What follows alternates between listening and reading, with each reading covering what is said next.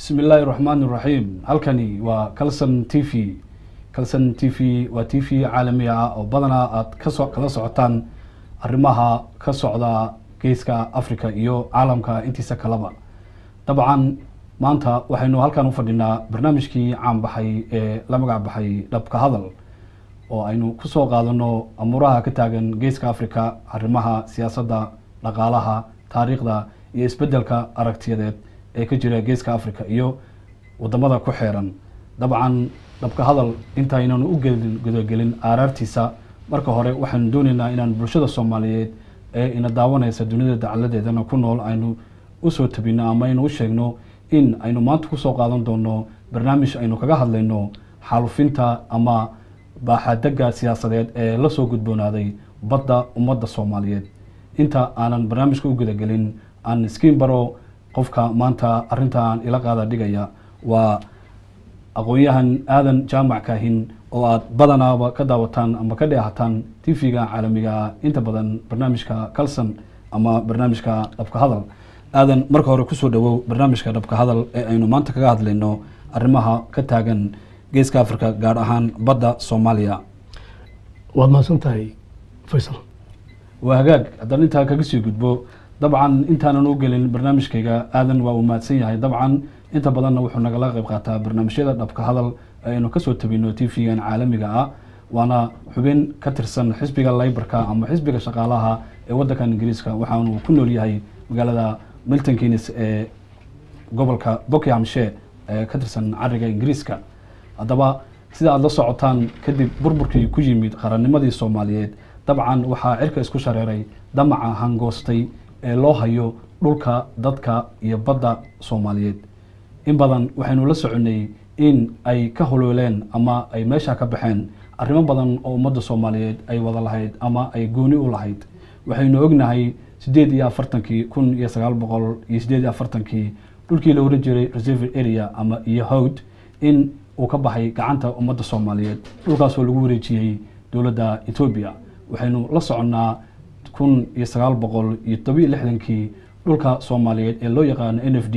in isaguna uu ka baxay gacanta ummadda Soomaaliyeed. waxaynu ognahay 1977 dhulka maanta loo yaqaan Djibouti iyaduna sidoo kale in ay ahayd meelaha aanan la filaynin in ay dib ula noqon doonto gobonimadii ama midowgii ummadda Soomaaliyeed. haddaba waxay soo galenba heer soo joogto maanta arrintu waxay taagan tahay baddii Soomaaliyeed oo aad moodo in mararka qaarkood ayba gacantaba inoogu jirin. haddaba arrintaasi ayaynu doonaynaa inta maanta aynu falanqayno aqoonyahankana uu arrintaas igala qayb qaato. balse inta aynan u gelin falanqaynta barnaamijka waxaynu doonaynaa inaanu yar daawano kilibis yar oo ku saleysan arrinta Soomaaliya, taasi oo aan in yar kadib aynu ku soo guda noqon doono.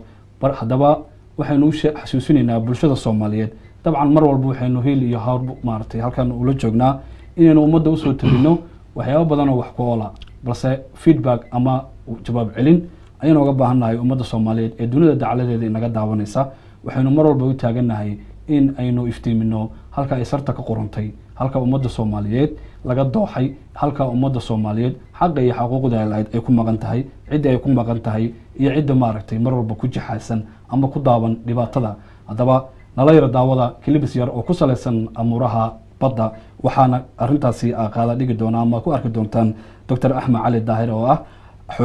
xeer ilaaliyaha guud ee qaranka Soomaaliyeed. nala daawada Dr. Axmed oo ka hadlayo arrintani.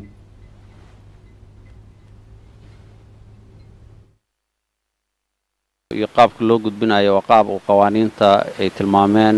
isla markaasna maxkamaddu ay hore u jidaysay. October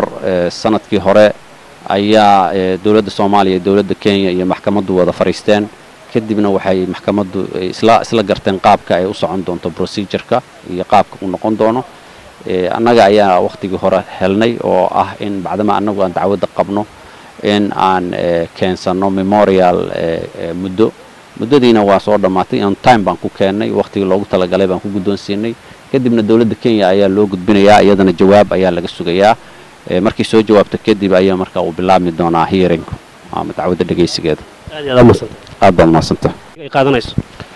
dacwadu runtii dee procedure-ka ay marayso iyo qaabka loo gudbinayo waa qaab uu qawaaniinta ay tilmaameen isla markaasna maxkamaddu ay hore u jidaysay October sanadkii hore ayaa dawladda Soomaaliya iyo dawladda Kenya iyo maxkamaddu wada fariisteen kadibna waxay maxkamaddu isla garteen qaabka ay u socon doonto procedure-ka iyo qaabka uu noqon doono annaga ayaa waqtigii hore helnay oo ah in bacdama annagu aan dacwada qabno in aan keensano memorial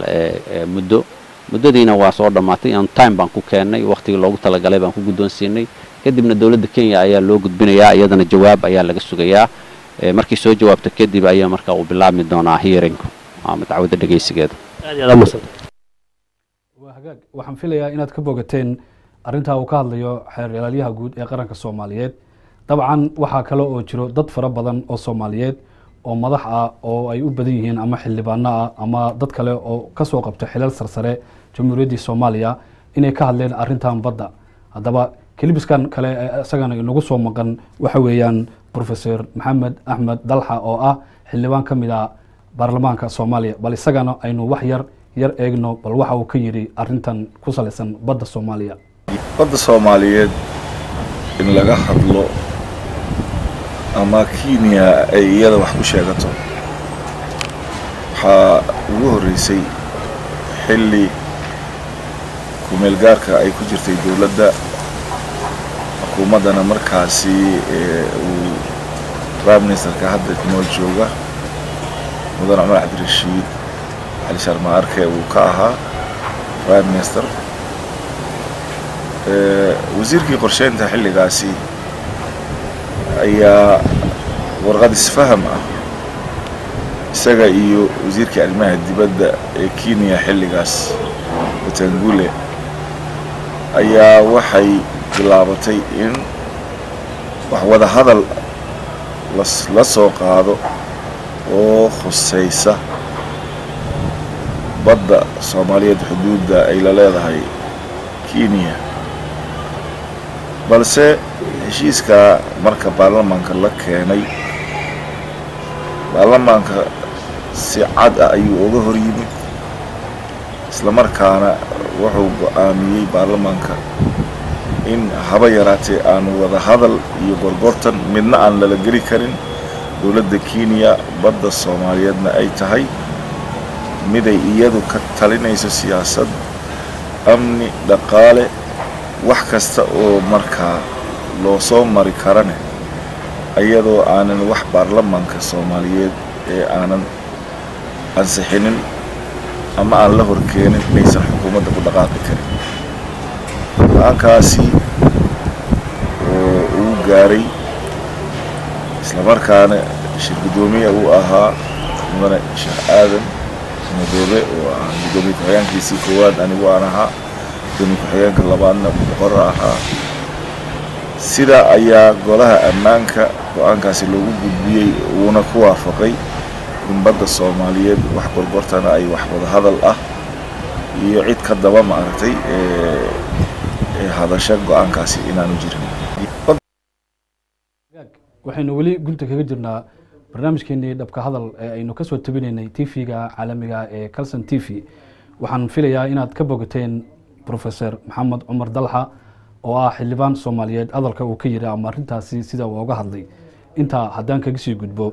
aadan waxaan doonayaa in aan wax ka weydiiyo maxaa u sabab ah ama maxaa keenay in muran la geliyo badda Soomaaliyeed ama sida Faisal sidii aan dadka aad u tabaysayba araadi horaa siisay waxaa jirtay dowlad badan oo Soomaaliya lahayd oo la qaatay oo adduunka shirkadiisii kuwaas oo ka mid ah Djibouti ama Soomaaliya la noqoto ama NFT ugu dambeysay noqotay waxa waliba ka sii daran oo waliba ku taray anigu ahaan jasiirada yar waxa jirta cirifka ku haya geeska magaalada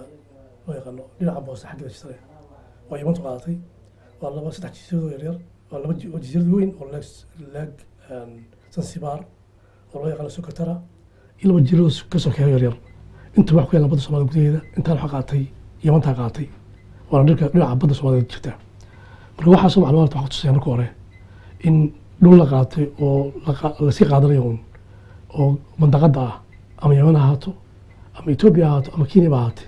inay tahay horta Soomaalidu kaliya oona cid kale la qabin marka qaadashada faraha badan ee hore intay u qaateen dowladaha dariisku ay ku faa'iideen oo ku socdeen ayaa horta marka hore sabab labaad u noqonaysaa inay israadaan kuwii horeba waa qaateen ku cusbada darstaana waa idin surtumaysa arrinta labaad ku jirta meesha waxa weeyaan qodobka labaad ku dhiirigeliyey dowladda Kenya inay qaato ay badan sheegato Soomaalida waxa weeyaan markii saameyn badan laga sameeyay dhinaca arriga Kenya oo dowladda oo ay ka sameeyeen shirkado isugu jira Ingiriis iyo Faransiis iyo Mareykan waxa markaas u cadaatay markaas in xoogga batroolka badankiisu oo dhinaca Soomaalida jiro khaasan dhinaca Kismaayo waxa loo yaqaano triangle area oo dhinaca ka dowladsiido qodobka saddexaad kale waxa weeye heshiiskii loo magac baxay memorandum understanding ama isfahanka markaa wasiirkii hore dowladda Soomaaliya Cabdishakuur iyo barnaamijka hadda jooga la yiraahdo Cabdirashiid Ali Sharmaake labaduba ay markaa ka ahayn mas'uuliyiinta dowladda iyo Sheekh Shariifba kuwaasi markaa heshiisyada ay saxeen barigaasi laftoodu waxaa ka mid noqotay qayb ka mid ah inay ku dhiirigeliso dowladda Kenya in ay magaranayaan ay maartay ay ku dabato waxaan loo yaqaano sheegashada dhulka Soomaalida haddii aan intaa iyar sharxo waxa weeyaan horta sheegashada dhulka Soomaalida badda Soomaalida laba qaybood markii hore xafiiska Kibaki waxa markii hore u dalbaday markii hore qaybtii hore waxa dalbaday 430 kuno square kilometer ah dhul baaxadiisu ah ay markii hore sheekadu ahayd markii dambena way badiyeen waxa ka dhigeen 116 kun oo kilometer square ah oo noqonaysa dhul badan oo dhulka Soomaalida badankooda ay leeyihiin inay qaataan waxa kale oo taas ka caawiyay haddii aan ku noqdo oo daba taagnaa laftooda oo aqoon ahaan aad u caawiyay nin loo yaqaano Harald Breck oo isagu Norwegia ninkaas oo isagu bilaabay shaqadan guddiga ilaalinta badaha caalamka 1999 ilaa imika ka guddiga kala saarta badaha ninkaasi oo aqoonta badaha aad iyo aad maartay xeeldar gula waa waxa ka mid ah nin loo yaqaano Dr. Karl oo Germany isagu ah ninkaas isaguna 1999 ka digay isagu markaa xilkaas isaga laakiin isaguna khabiir ah waxa kale oo ay ka caawiyay dowladda Kenya sida document aanu Kenya ka helnay sheegayaan xafiiska barwaaqo sooranka ee London laftiisu qayb uu ka yahay oo ka caawiyay waxa markaas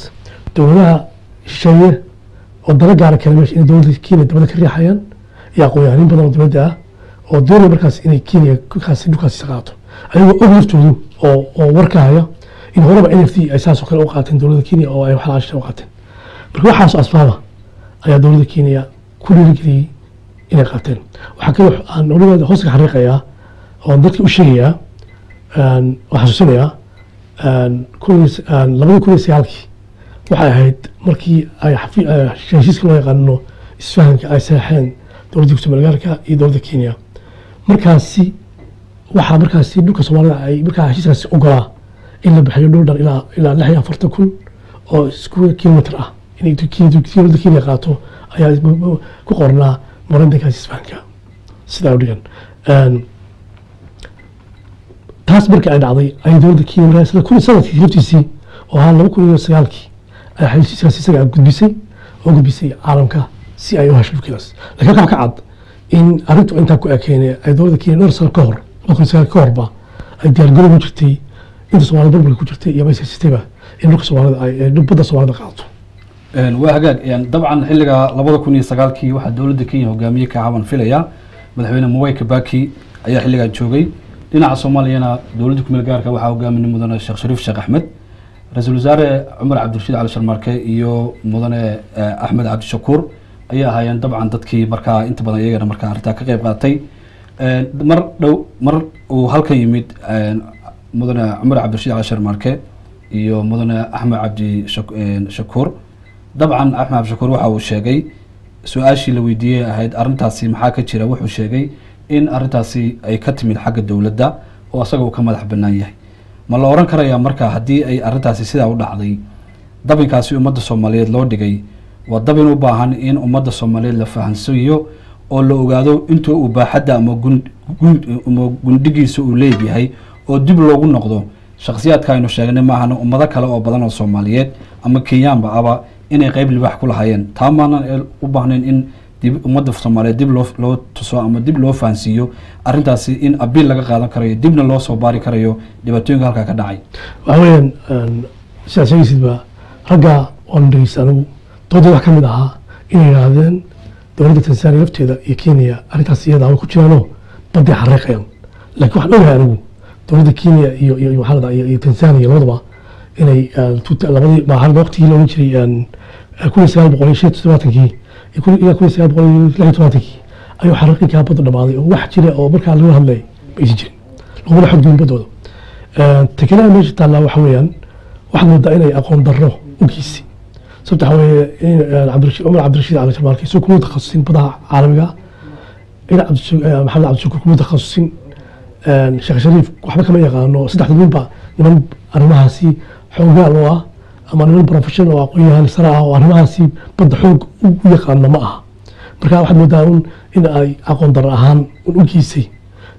midda kale anu waxaan ka xariiqaya waxa weeyaan markii ugu horreysay siyaasadda Soomaalida khadwaan hadda keliya maaha waxaan ognahay 1960 markii ay NFT 63 la bixiyey oo dadka Soomaalida ee gobolka NFT degan ay xariis lahaayeen oo ay dagaalameen oo doon dhulkoodii inay ku darsan dhulka Soomaalida kala go'oneed dagaalada meesha ka dhacay oo dowladda Kenya u taageero caawiday in markaasi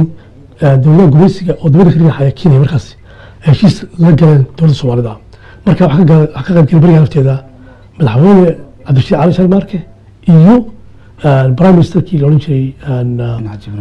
maxamed xaaji ibraahiim ayaa ka qayb galay shirkaasi lagu qabtay barigaasi Arusha kana lagu xariiqay in dowladda Soomaaliya ka tanaasushay ama macnay qaransa dhulkaasi Soomaaliya lahayd loo yaqaanay NFT marka tani ma aha wax qalbi u horeeyay dowladda ay gashay nin Soomaaliya siyaasi galay maaha oo tilmaad laakiin dadka Soomaaliya waxay sheegayaan waxa weeyaan in aanay jirin nin dowladda dariska oo siyaasi ah oo dhul bixiyay ama heshiis la galay in dhulkiisa ama khalaad kama hadlo dhulka baxta waxa weeyaan dhulka mabradika in laga hadlo maaha waxa sharci u yaala meesha qodobka 7 Soomaalida ay leedahay 7 wuxuu sheegayaa in Soomaalida dhulka badda ay leedahay uu yahay 200 newton maxaa miles dhulka xeebta ganacsiga ay ku leedahayna waa 750 kilomitir weyn markaas marka dhulka anigu uma arko haddii ay ku dadayaan kaasi laakiin ma ahaanba inay kaga hadlaanba mid kale waqtiga xaadirka iyo waqti ka dambeeyaba dowlad rasmi oo dowladda heshiis la gali kartaa kii ma jirinba waxaana anaga ka xariiqna oo sheegnay dadka markaa hogaaminaya arrintaasi heshiiskaasi waday inay ahayn min aqoon-yahanina oo isugu jira ajnabi iyo Kenyan baltaba marka waxaan moodaa in dowladda Soomaaliya ay ka hoos baxaytaasi waa hagaag murugada iyo xanuunka xambaarsan dhulalka Soomaaliyeed ama degalada Soomaaliyeed ee ummadaha kale ay la wareegeen dib ayaan ka xisi doonaa insha Allah waxaad hadalkaaga ku jiray tiri dowladda Kenya waxa la dhinac socday ama ku daabnaa wadamo shisheeye oo ay ka mid yihiin Norway, Germany iyo England wadanka imika aan joogno maxaa cadeynaa quburada ama raggaasi madaxda ah ee ka socdo saddexda wadan ama xafiiska barwaaqo sooranka ee wadankan aanu joogno ama dowladda Germany ruuxa sheegtay ee retired ka noqday iyo ninka ka socdo dowladda Norway maxay tahay iyaga faa'iidada ay ka doonayaan in badda Soomaaliyeed ay ku dhacdo gacanta dowladda Kenya okay faa'iido waxa weeye kullayba waan hore maqalnay in dowladda Norway lafteedu bari hore la sheegay inay ku jirtay shirkadaha markaa imanaya Kenya ee badda ka baaraya maxaa wax loo yaqaano batroolka ama dhulka ama badda noqotay waa lagu tilmaamay hore loo sheegay waxa kale cadeyn loo hayaa waxa weeyaan wasiir khaarijiye hore Soomaaliya Ismaaciil Baa laftiisu waa afkiisa ka yiri dowladda waxaa la soo xidhay maxaa Norway oo ilaha shirkadda badda Soomaalida waxaasoo waxa ku cadeyn markaas in ay tahay arrin garanaysa ay dowladda shisheeye ay dowladda ka riixayaan waxaan ognahay dowladda shisheeye waxaan fartan fiiqaya waxa weeye bariga NFD la bixinayay Soomaalidu ay dacwootay oo ay markaa Ingiriisku ka qaaday Soomaalida abtida ka qaaday oo boqolkiiba 9 ay abtida ku rideen in dhulka Soomaalida ay ku biirayaanba Ingiriisku waxa markaa qofkii diiday ee ku Kenya qasab ku raaca marka dowladda shisheeye meesha ku jiraan oo ay u xaqlinayaan dhinaca Kenya Ethiopia taas wax su'aal laga gali karo isku dii karo ma waa hagaag waxaynu doonaynaa in aynu ku sii siqno qaybaheennii dhexe ee barnaamijka annagoo doonayna inaan ummadda Soomaaliyeed ayna daawanaysa in wakan uga tusnaa waxyaalo badan oo cadeyn ah ama hagardaamooyin badan oo lagu hayo bulshada Soomaaliyeed inkastoo ay dadka Soomaaliyeed ku maqan yihiin waxyaabo aan dan ama heelo u lahayn waxaa jira runtii xanuuno badan oo soo maray bulshooyinka Soomaaliyeed qaasatan arinta imika aynu ku jirno oo aynu kaga hadlayno badda Soomaaliya haddii aynu dib u milicsano NFD oo kale sida aad aqoonyahan aad sheegtay dabcan way jirtaa aftidii laga qaaday 63kii inta aan 62kii ayaa ka horeysay aftida kolkaas oo dadkii markaa madaxda u ahaa NFD iyo dawladda Kenya markaas ku meel gaarka ahayd halkan wadankan Ingiriiska la keenay kadib aftidii markii codka loo qaaday dadkii reer Kenya ama inay Kenya ka mid noqdaan NFD waa tii looga wixii ka dhacay 3 daloolkii ugu yaraa ayaa ama intii markaas dawladda Kenya la socotay waxay boqolkiiba 5 wax ka yar badi bulshada Soomaaliyeed waxay doonayeen ama inay noqdaan dad gooni ah ama inay noqdaan dad maarta ku biira walaalahooda kale Soomaaliya dadka NFD waxa markaa iyada dhibaatada ama gardaamada ama dilka iyo jirdilka lagu hayo uga sii darnaa dhulkii NFD ee ku beegnaa badda oo inta la jeexay lagu weeciyay gobolkii loo bixiyay Coast ee hoos la hoosgeeyay Mombasa waxa halka hoos galay dhulal badan oo ay ka mid tahay magaalada Kilifi ee imika loo raaxo tago oo ku taala xeebta oo ah magaalo magaca Soomaaliyeed wadata magacuna asaliyan ka soo jeedo beel Soomaaliyeed beesha la yiraahdo Lamu ayaynu garanaynaa goortayada lafteeda baxday Burgabo iyo Geedi ayaa iyaduna la garanayaa wabiga Tano River dadka halka ku noolaa ee Soomaalida ama ay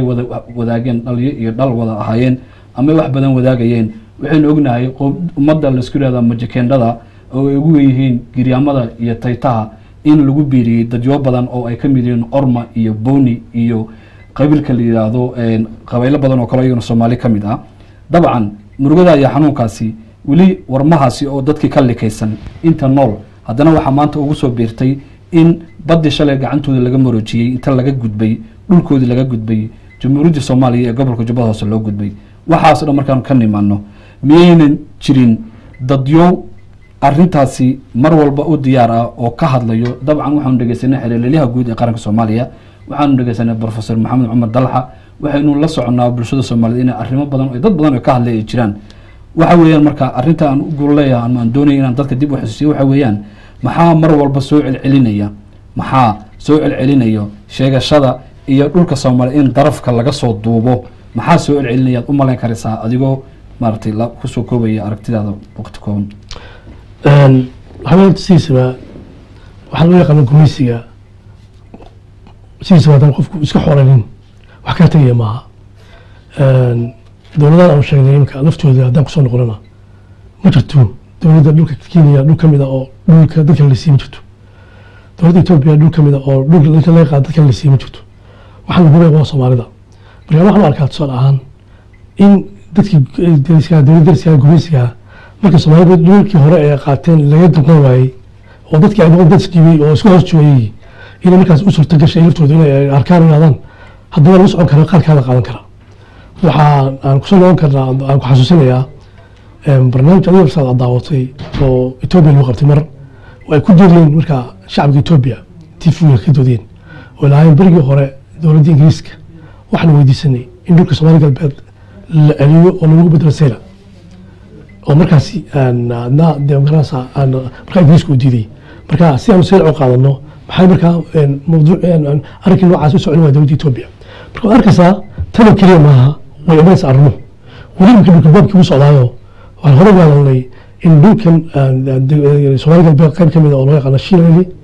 iyo dawladda hore ugu barnaamijyada waalanay saddex tuulo kamid ah ay maalinta qaateen qolada Anfartu qaar kale oo ay kamid Baabuli iyo nagina hore u sheekeynay ay qaateen qole marka baabka dhulka u socdaa kuwa Soomaalida ay gudaha u jireen ee moodaya inay ama Soomaaliya tahay ama Kenya tahay wax loo qoranayna waxa weeyaan sida kuwa loo qaadanayna baa iyaga dhul loo maray Brito waa hagaag waxaanu isdul taageynaa laba qodob ama laba arrimo dukumeenti aanu halkan ku hayno arrimo laga weydiiyay ra'iisul wasaarihii bariga joogay ee mudane ama marxuum ina Xaaji Ibraahim Cigaal waxa la weydiiyay arinta ku saleysan ama murugada ku saleysnaad 22kii bishii 11 1967 oo baarlamaanka Soomaaliya markaa jiray ansixiyay in dalka iyo dadka Soomaaliyeed ee NFD lagu wareejiyo Kenya iyagoo aysan jirin wax ay dhaafsadeen haddaba su'aashaas oo la weydiiyay ra'iisul wasaaraha wuxuu kaga jawaabay seetan wuxuu yiri waxaan asagoo ka hadlaya arintaas go'aan qaadashada wuxuu yiri waxaan weydiinay ama aynu kala hadalnay dawladda Ingiriiska in ay arinta wax ka qabato araadiisa waxa weeyaan waxaanu dawladda Ingiriiska wax ka weydiinay waxaana hadlay waa maxruumina cigaal dowladda ingiriiska waxaan ka weydiinay arrintan Kenya inay wax ka qabato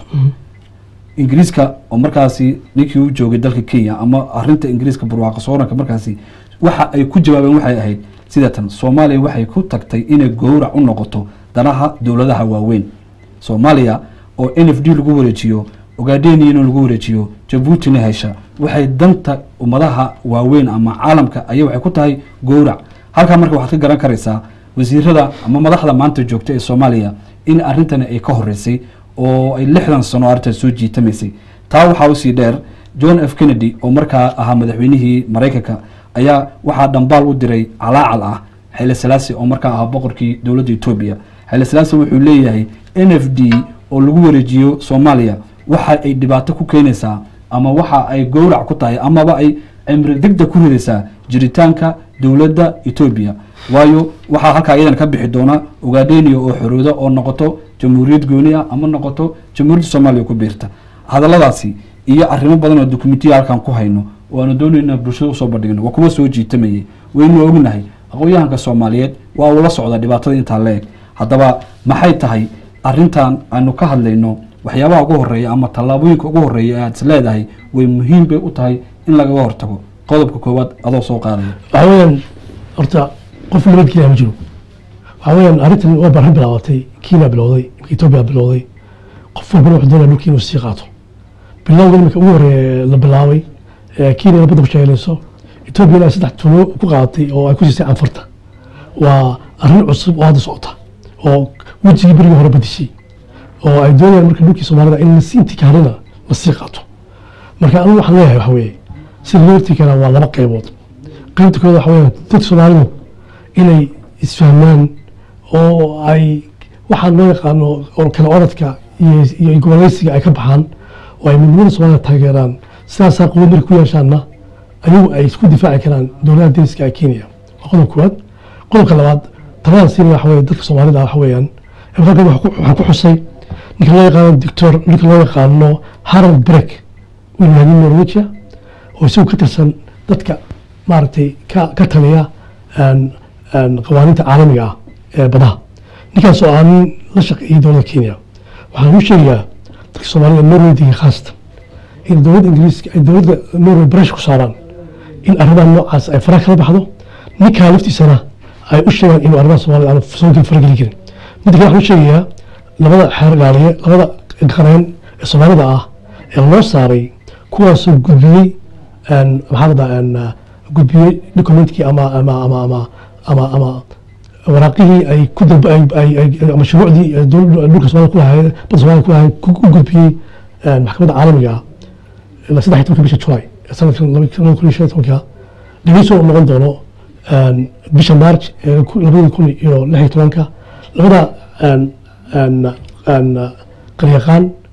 uu sheegay wasiirka warbaahinta Soomaaliya maareeya in loo qoondeeyay waxaan u sheegayaa in nimankaasi labada xeergaaliye ay ka baaraandegaan oo ay u sheegaan weliba dadka guddiga ah meesha ku jira in ninka loo yaqaan Harold Breck iyo haddii uu kusoo noqday ninka loo yaqaan Carol ee Jarmalka labadaba aanay guddigaasi ka maqan karin sababta waxaan u aragnaa inay yihiin dad aan dhexdhexaad arrintaas sidaa ka ahayn waa hagaag waxaanu soo gaadhnay qaybihii dhagaystayaasha ay nagala soo hadlayeen taleefanka ka horeeya qofka nasiib ku yeeshay walaal magacaaga iyo halkaa joogto adoo ku bilaabaya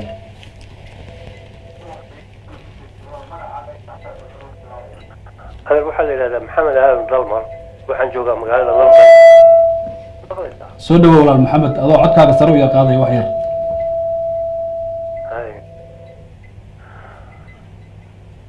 arrin xoog leh oo Soomaalida ka weyn baad ka hadlaysaa labadiina waa hagaag waxa weeyaan arrintan Soomaaliya waa hore dhacday waxa weeye waa dadka maaragtay muxuu ahaa xukunkan loo qabtaana badana laba tashadaan nimanka aqoon-yahanada ee yaqaana ma ogtahay meel kastaba dhinac walbaba ama xuduud ha noqoto ama bad ha noqoto waa hagaag ninka isagoon khibrad u lahayn ayuu dhex galaa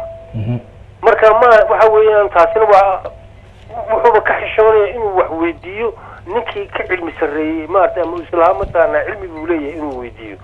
marka taa laagigeed weeyaan mashaakilkanina haystaa ilaa maantana na daba jooga waxa weeyaan idinku waxaad ka hadlaysaanba dhulka la qaatay ee tii dowladda ahayd baa sii kala furfurmaysa sii kala baxaysa marka sidee baan iskugu haynaa muxuu ahaa barnaamijkan waa inaad furtaan sidee baan Soomaaliya la iskugu hayaa intan hadhay oo meel la isugu keena waa hagaag intaasaan kaga baxaya mugta aad baad mahadsan tahay mudane maxamed waan qaadanaynaa talada iyo aaraada noo soo jeedisay dabcan axmed aadan dalmar maxamed aadan dalmar waxa uu yiri waxa muhiim ah iyada lafteeda in aad ka hadashaan in sidii la isugu hayn lahaa ama la isugu sii xabakeyn lahaa ummadda Soomaaliyeed marka waxaynu sugaynaa dhageystaha ku xiga dabcan ku soo dhawaado magacaaga iyo ku bilaabaya halkaad joogto fadlan السلام عليكم وعليكم السلام وين السلام يا لبدين مواطنين مشكا موقتا والدين هم بديانيا والدين بقادينيا انت انا هذا الكيكا قلين وحالكا كعبارينيا اقويانا الصوماليات وماشي اللي ربيني امدودا اقوانتي يا قرشدي اي قادين وحقو تران كبر برين هيا oo inay iyadii Soomaali ku kala diraan aqoontoodii ay maartay dhaxalsiisay oo Axmed Samatar ka mid yahay waa hagaag iyo rag kale waa hagaag intaas markaan ka baxo waxaan soo jeedinayaa horta marka horeysa labadii niman oo hambalyeynaya dadaalka aad wadiin inaad horta ku sii socotiin talabaad waxa weeye Soomaalidu waxay ku maamahdaa doqoni ku facday meel laga raaxaysan mooga waxa weeye meesha Soomaali laga raacay ee cudurkeedu fadhiya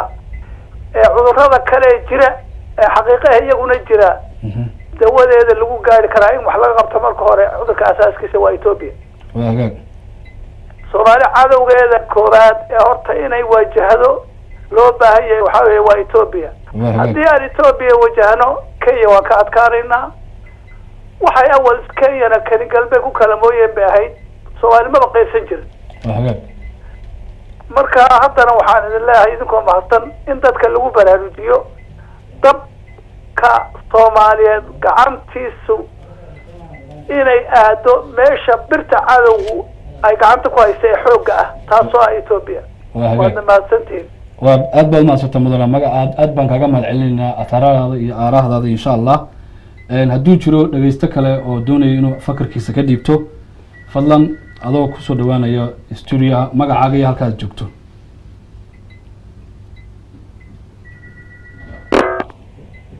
ku soo dhawo walaalo magacaaga iyo halkaad joogto adigoo mahadsan السلام عليكم magacaygu waa Maxamuud Warsame basta warsamo soo dhawo waxaan joogaa dalka Faransiiska waa hagaag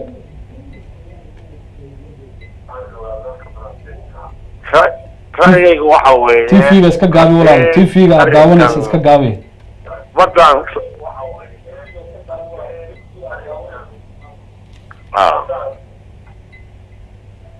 سؤال رأيي وحوي ballaarinta arrimaha Soomaaliya dhan ma garayo waxaan ku qoomnaanayaa arrimaha badda haddii baarlamankii kolkii raggii hore wax ka khaldameen baarlamankii Soomaaliya uu go'aan gaaray sida dalxa uu sheegaya hadla oo uu joojiyey arrinta waxaan isweydiinaya waxa weeye adinkala isweydiinayo maxay ahaayeen kuwa dambe oo furfuray arrintii oo ogolaaday wixii baarlamanku mamnuucay oo joojiyey inay dacfaruraan oo in laga gala dacwo arrintii ay ogolaadaan oo dadkii doonayay inay dalka dhacaan ama danaha Soomaaliya qaataan ay u sahlaan in inta arrintii maxkamad la geeyo laga xukumo Soomaaliya dhulkeedii ku ogolaaday oo hadda xeeradii hadlay oo ka mid yahay iyo meesha uu ka socdo ciduu ka socdo garan waaye arrinkaas waa maxay meesha dhibka ku jiro waa halkaas meesha ilaahay idinka oo ku muuqanay waa hagaag aad baad mudana warsamo maartu ma asatahay aragtidaada iyo fikirkaagana waanu kaaga soo dhaweynaynaa dabcan mudanaha wuxuu ka hadlayaa badda Soomaaliya sidee ku dhici karaysaa baddaada ama dhulkaaga adigoo aad leedahay inaad dacwad ka furto maxay tahay waxa soo cusboonaysiiyay hadii baarlamaankii uu laalay arrintan iminka waa hagaag waynu kaaga jawaabsiin doonaa mudanaha kale ee ku soo maqan qadka fadlan magacaaga iyo halka aad joogto adoo ku bilaabaya السلام عليكم مقعيقو وأحمد عوالي وردير أوجوغو ودنك مزمبيك مصور دير soo dhawow waad mahadsantahay walaal aniga waxaan rabaa fikrad ahaantayda inaan ka hadlo horta Soomaalidu waxay dhahaan maaragtay gacmo wada jir bay wax ku qabtaan oo wax ku gooyaan Soomaalida ayagiiba walaal horta isku jeedo maaragtay aniga waxay ila tahay dadkii annagana kala daadiyay ee walaaluna kala maartayna kala cunay ee horteen maxaa la jira mar horena kala dilaalay ayaa haddana wadanka Soomaaliya maxaa la jira maartay in wali taladiisa gacanta ku hayo marka waxaan leeyahay markan inagu aan la tashanayna sida hadda maxaa la jira wadanka la dhaho maartay Kenya wadamada Ethiopia ama maxaa la jira kuwa ka sii fogba maxaa u diiday madaxda Soomaaliyeed in ayagu tashtaan oo maxaa la jira talada ayaga ay maxaa la jira ku koobnaato oo wixii ayaga ay danahooda ay ayagu isweydiiyaan markii midba intii maalin loo yeero ayaga la kala cunayo oo maxaa la jira maartay midba fikir gooni lagu soo shubayo taasaan weydiin la professorka iyo adiga maxaa la jira wariye aad baa u mahadsan tahay waan dadka sidii dhammaan aragtidiina fadlan waxaanu ka bilaabaynaa maxaan warsame dabcan arrinta maxaa sababay ama soo laba kacleeyay in dib loo furo arrinta dacwadda badda Soomaaliya horta waxa weeyaan uma sayahay warsame su'aashan weydiiyay waxa weeye markaas haddii aan ka jawaabno su'aasha waxa weeyaan horta barnaamijku go'aamiyey arrintaas inaan laga hadli karin oo ay saa tahay waxaan soo celinayna ma ahan filay anigu laakiin waxaa marka ninka soo laba kacleeyay wax kala ma aha 2009 وانا شايف الدولة كينيا اني محكمة بدرتين ورقة دعوتنا لورتكي مركا لكن انا ما عندي واحد كمان يجرن سجل مشيت ودعوتنا مركا يقبلونه وما يتشوري معنا لكن برنامج كله قاصري وبرنامج كله ارتال غمان كان وش يديه دعوتنا سؤال برنامج كان ما قرنيه وتاس كل وقت لكن تو جوابتي يقول دعوتنا قبلين كينيا waraaqil ugu jawaabay un baa la diray oo laga hadlayo mustaqbalka waa hagaag anagoo soo gaarnay gabagabadii barnaamijkeena su'aasha wariyaha dhageystaha ugu dambeeyay weydiiyay waxa weeye maxaa ummadda Soomaaliyeed u diiday iyaga inay is dhageystaan oo wada fariistaan oo Google isugu yeeraan halkay Kenya iyo Ethiopia gorolba u dhoofayaan oo sirtooda iyo taladooda ay u geynayaan jawaabtu waxa weeye waa dad dhageystayaal weyn shacabka Soomaaliya waa shacab wanaagsan laakiin si daro dad badan oo aan mas'uuliyiin fiican ahayn oo dad gaar wata ay mashiicaya marka dadka markii mas'uuliyiin ugu yahay Soomaaliya muwaadin sax yahay takiin ka amar qalmay tuugan ka amar qalmayo laakiin kuwa marba loo yeeriyaa in dowladda Soomaaliya ay istartaa dowlad cusub hadda kulli badii aan awood badan lahayn laakiin kuwa gobolka jooga loo yeeriyaa marba loo yeeriyaa meesha waxa in dad dareystayaal oo meel gaar ah u talinayo waa hagaag barnaamijkeennii soo taxnaa tan iyo waqti dhow waxaanu inta doonaynaa ku soo afmeerno dhabka hadal goor walba waxaan ummadda u sheegaynaa inaynu u soo tabin doono waxyaalo badan oo aynu hayno daliil ama caddayn inaan usoo tabino bulshada Soomaaliyeed ee ku xiran TV-ga caalamiga ee Kalsan barnaamijkeennii dhabka hadal oo maanta aynu kaga hadlaynay badda ama xaalufinta lagu hayo geeyiga Soomaaliyeed ayaan inta ku soo afmeeri doonaa daawadayaasha ka soo hadlay dunida dacaladeeda waxaan uga mahadcelinaynaa waqtiga qaaliga ayna siiyeen waxaa barnaamijka igala qayb qaadanayay mudane aada jaamaca ka hayno aqoonyaha ku takhasusay arrimaha caalamka gaasatan geeska Afrika barnaamijka waxaa idin daadeynayay anigoo Faysal Cabdullaahi Xaaji Cabdi Abrone xagga farsamada waxay naga caawinaya injineer Cadaawe inta aan ku kulmi doono barnaamijka mid lamid ah waxaan idin leenahay fi amaan illah wa salaamu calaykum wa rahmatullaahi wa barakaatuh